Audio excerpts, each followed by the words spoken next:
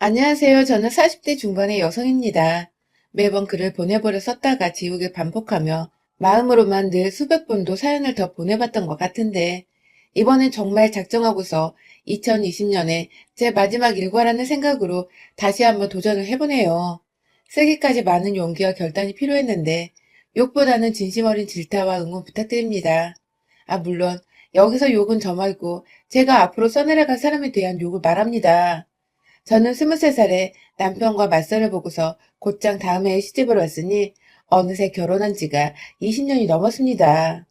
참 어리고도 세상에 대해 아는 것이 없었던 철없던 때에 덜컥 새 신부가 되어버렸죠.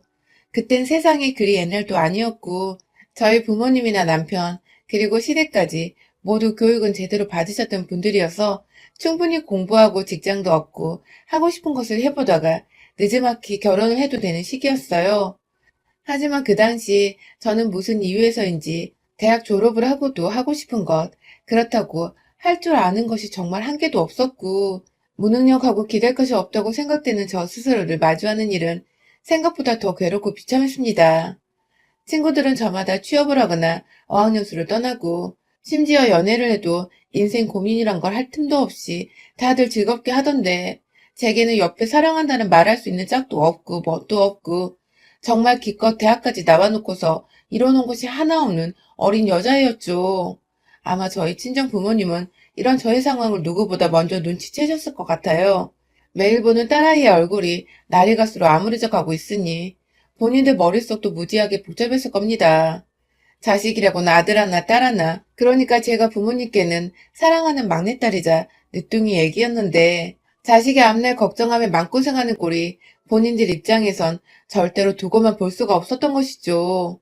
그때부터 저희 엄마는 미친 듯이 제게 남자친구를 만들어주고자 맞선 자리를 주선하고 다니셨어요. 더 정확히는 제가 결혼할 사람을 만나 그냥 시집을 가는 게 낫다고 생각을 하셨던 것이죠. 정말 안 만나본 사람이 없었습니다. 아빠가 개인병원에서 페이닥토 일하시는 의사셨는데 그 덕인지 아빠와 같은 직종의 전문직 종사자들도 만나봤고 아빠 후배의 아들이란 사람도 만나봤고 그도 성에 안 차니 아예 직종을 바꿔서 인문계열 회사원이나 연구원 등 세일 수도 없이 많은 사람들을 무작정 끌려나가 만나봤어요. 여러분, 생각을 해보세요. 제가 겨우 20대 초반에 벗어났었는데 남자 보는 눈이 제대로 있었겠습니까? 그저 외모가 내 스타일이고 대화가 잘 통해야 이 사람이 최고네 하면서 금사빠처럼 빠져버릴 때였죠. 이걸 간과하지 말았어야 했는데 저희 부모님은 그저 딸이 얼른 시집가서 좋아하는 남자 옆에서 내조나 하며 편하게 살길 바라셨던 바람에 직업 좀 괜찮다는 사람은 죄다 제게 소개를 해주셨고 저도 결국 그게 부모님의 마지막 바라기란 거 알아서인지 어떻게든 상대를 찾아보려 하다가 진짜로 찾았습니다. 지금의 남편, 저와는 20년을 함께 살고 있고 고생은 좀 했지만 자식도 셋이나 낳아서 지지고 볶고 잘 살고 있는 우리 신랑 말이죠. 처음엔 그 나이대 여자애들처럼 외모만 보느라고 조금만 잘생긴 사람 같다 싶으면 애프터도 받아줬고 하루 정도 더 만나서 커피도 마시거나 영화를 보기도 했었는데 생각보다 저와 대화가 안 통하더라고요. 난 꼭 잘생긴 남편을 두고 싶은데 말이 너무 답답하고 통하질 않으니 저도 슬슬 시행착오란 게 이런 거구나 싶더라고요.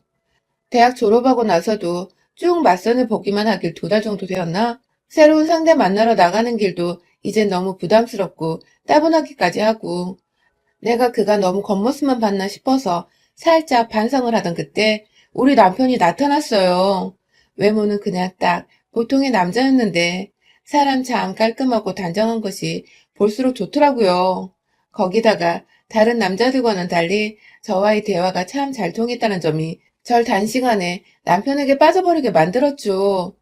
개그 코드가 똑같아서 지나가다 어느 취객이 트럼을 꺽 하고 지나쳤는데 그걸 기분 나빠해야 하는데 둘이서 웃겨 죽겠다며 길목 한가운데서 배꼽 잡고 웃은 것부터 시작해서 서로의 이름을 서로가 처음부터 잘못 알고 있어서 틀린 이름으로 부르다가 뒤늦게야 통성명 제대로 하고서는 또 그게 웃기다고 껄껄거리고 있고 한마디로 남이 안 웃는 지점에서 둘이서만 웃겨 죽으려 한다는 것 자체가 유머 코드가 아주 잘 통한다는 것이었죠.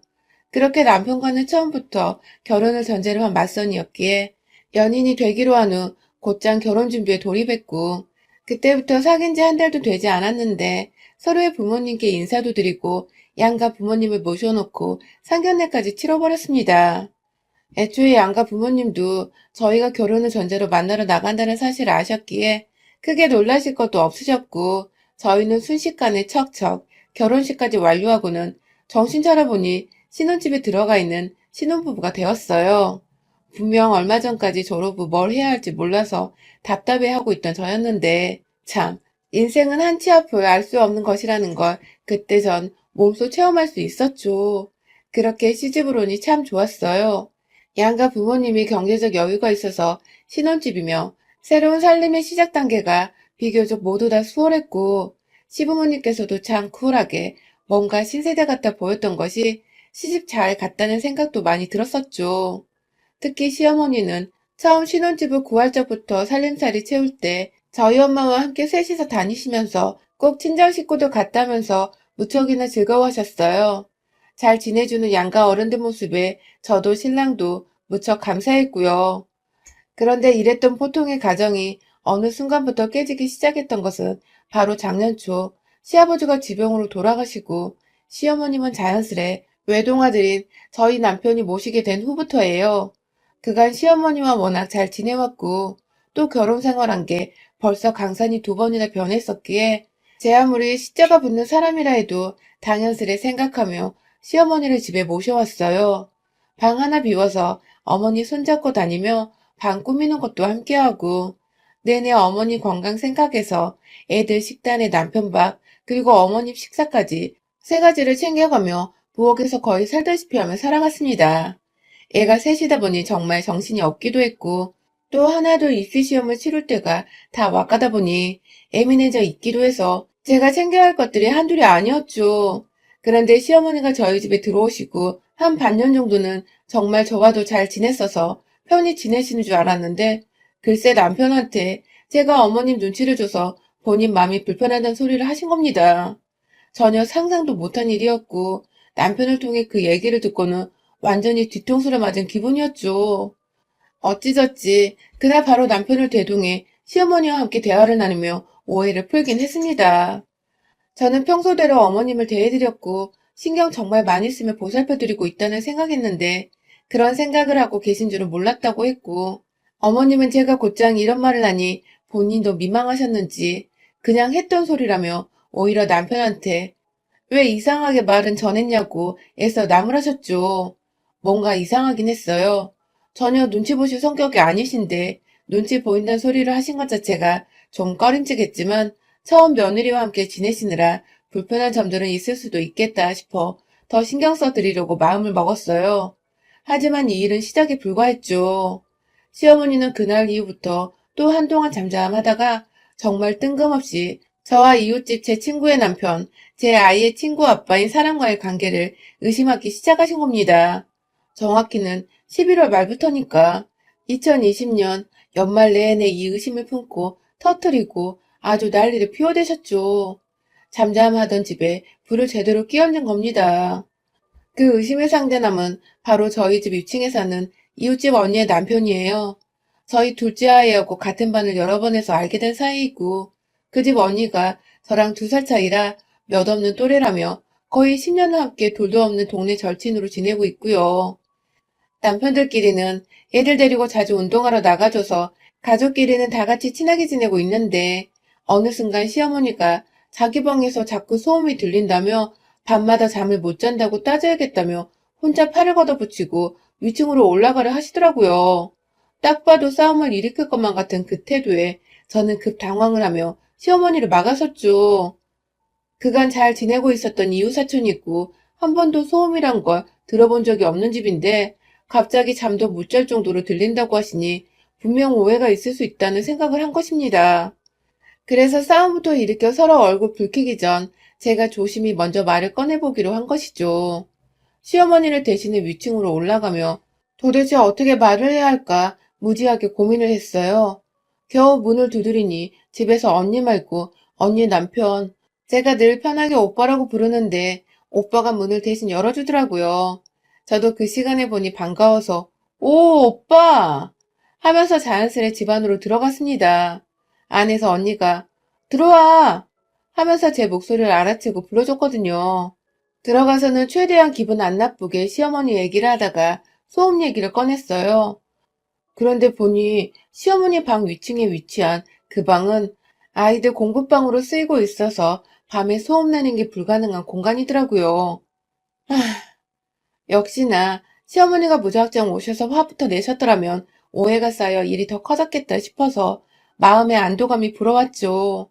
언니는 영문도 모르고 소음이 자기 집에서 나는지 확실하지도 않은데 뭐가 그리 미안한지 계속 미안하다고 더 조심하겠다고 사과를 했고 저도 그런 언니한테 너무 미안해서 몇 번이고 우리 시어머니가 나이가 있어서 예민하다며 불편하게 미안하다고 사과를 하다가 좋게 좋게 대화를 마무리 짓고 다시 집으로 돌아왔습니다.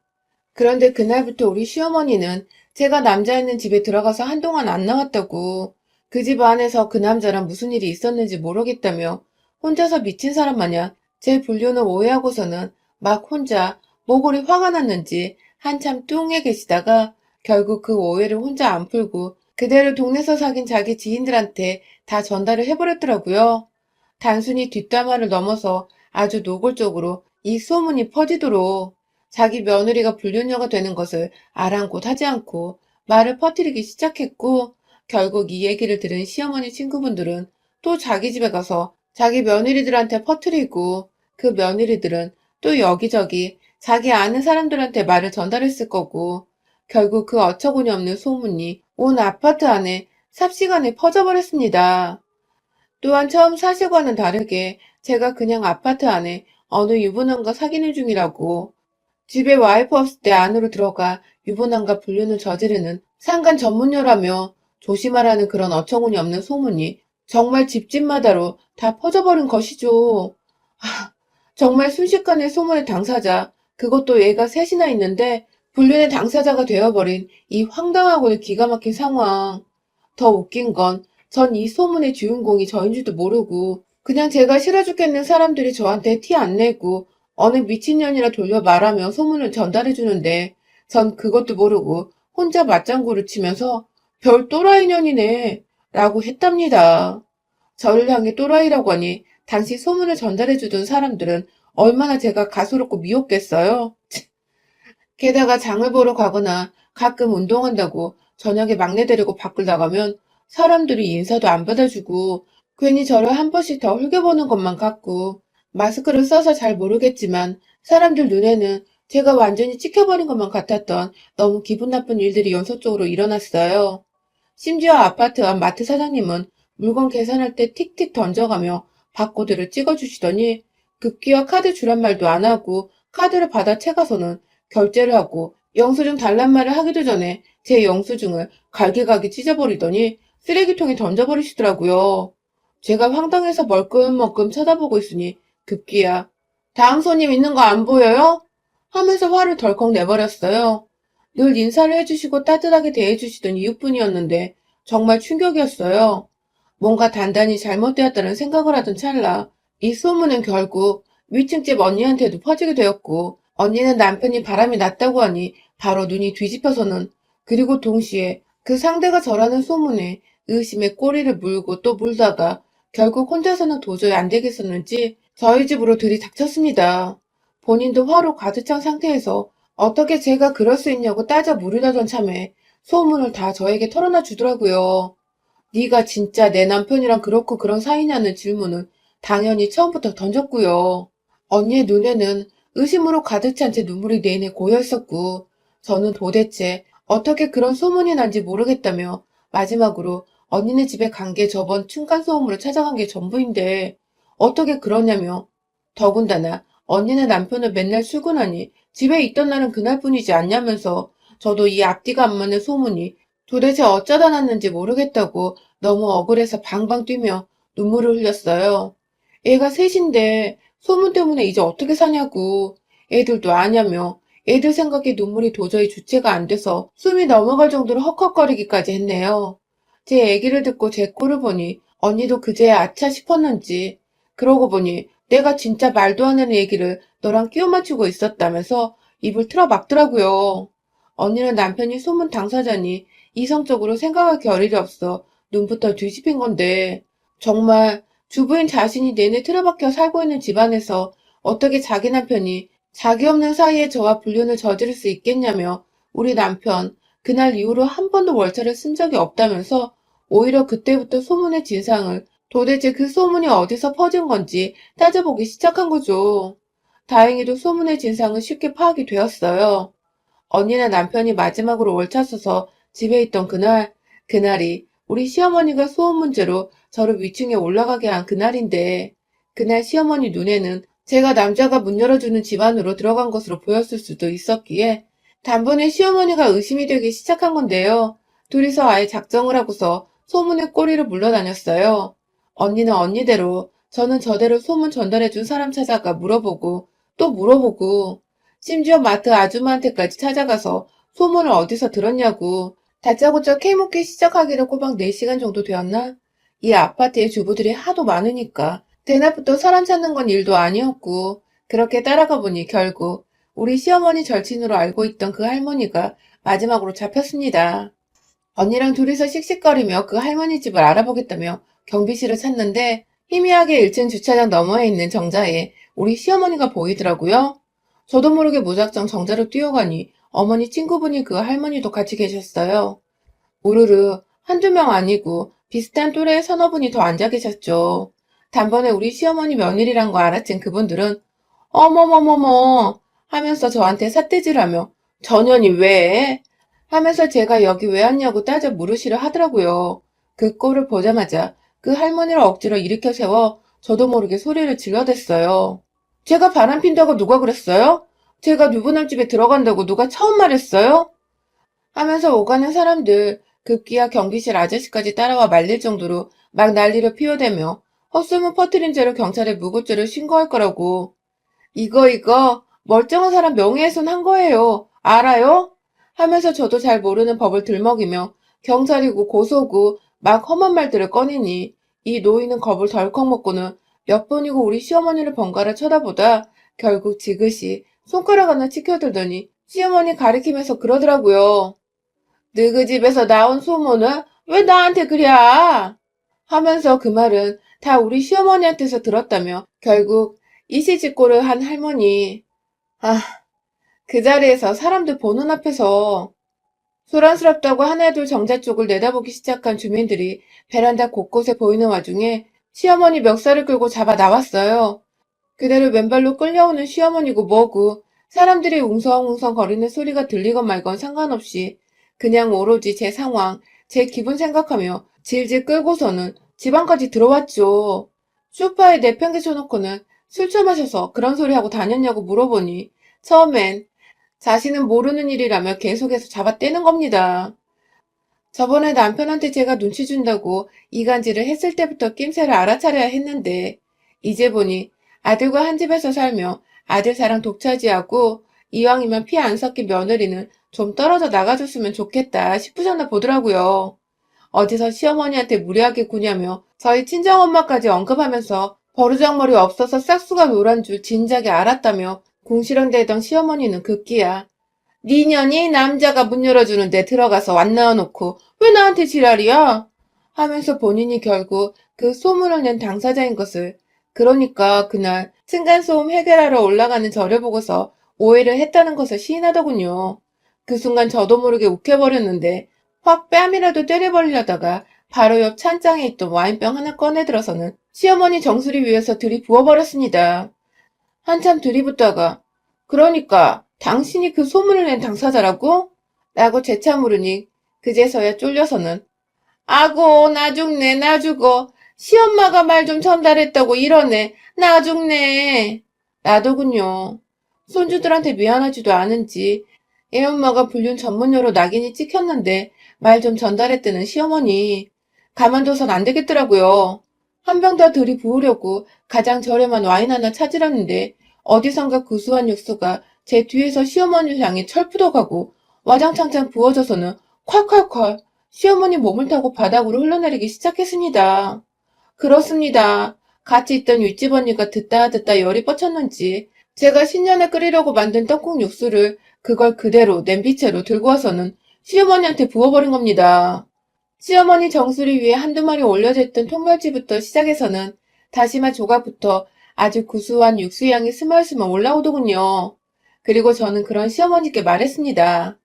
나가서 이 아빠 들어올 때까지 아파트 입구에 서서 제 소문에 대해 해명하라고 말해줘. 물에 홀라당 젖은 시어머니한테 이불 한 포 덮어줬어요. 그리고는 바로 1층 아파트 현관문 앞으로 내보냈죠. 집에 돌아와서는 언니한테 빌린 상자 위에다가 A4 용지를 다다닥 붙여서는 그 위에 글도 적었습니다. 내가 며느리 엿먹이라고 불렸냐라고 헛소문낸 당사자입니다. 며느라 미안하다. 아들아 미안하다. 윗집 부부 미안해요. 하고 말이죠. 언니랑 어찌나 협동심이 좋던지 진짜 순식간에 박스 위에다가 화이트 보드지처럼 글씨까지 완성을 했습니다. 1층 가서 시어머니 품 안에 건네주고 테이프로 어깨에 박스와 붙여 고정을 시키니 제법 그럴싸했어요. 오다 가다 사람들이 무슨 일이냐고 막 쳐다보기 시작하고 글을 읽더니 감이 왔는지 수근수근 대더니 또 시어머니 꼴에 웅성웅성 거리고 그런 사람들 앞에서 헛소리 내면 다음엔 우리 시어머니 말고 당신들 꼴일 줄 알아. 하고는 이왕 시어머니 엿먹인 쌍년이 된 거 완전히 이 구역에 미친년은 나다 하는 광고까지 해놓고는 집으로 씩씩하게 걸어 들어왔습니다. 그날 시어머니는 진짜 추위에 떨며 저 대신 밖에서 소문에 대한 진상규명 퍼포먼스를 펼쳐주시다가 제가 보고 한 1시간 후에 집으로 다시 데려왔어요. 이미 동네 사람들도 볼 꼴 다 봤고 시어머니는 추위에 벌벌 떠면서 저한테 하는 첫마디가 그거더군요. 내가 앞으로 잘할게. 라고 말이죠. 겁 제대로 먹은 시어머니와 아직 소문에 대해서도 저와 시어머니 사이에 무슨 일이 있었는지도 모르는 남편은 아무렇지 않게 제가 다시 만든 육수와 함께 버무려진 떡국을 시원하게도 들이부었습니다. 시어머니는 왜인지 입맛이 없다면서 멸치 육수로 만든 떡국을 끝까지 거부하시며 쓰라린 배를 부여잡고 방으로 들어가셨고요. 참 세상은 코로나로 정신없는 와중에 저는 시어머니 하나 때문에 소문으로 별일을 제대로 겪은 연말이었네요. 뭐 결론은 소문도 제대로 규명을 하고 시어머니 정신 똑바로 차리게 함과 동시에 동네에 한 번만 더 제 소문 이상하게 내고 다니면 다 가만 안 두겠다고 벼러주기까지 했으니 앞으로 저를 향한 욕 나오는 소문은 절대로 없을 듯 합니다. 아, 물론 저 무섭고 독하단 말들은 괜찮아요. 차라리 그러면 사람들이 무섭다고 함부로 입 밖에 오르내리지 못할 테니까요.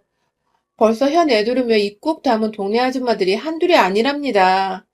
무섭다는 소문이 불륜 전문녀라는 소문보다는 정말 100배, 1000배 나으니까요. 여러분의 생각은 댓글로 남겨주세요. 오늘도 시청해주셔서 정말 감사합니다.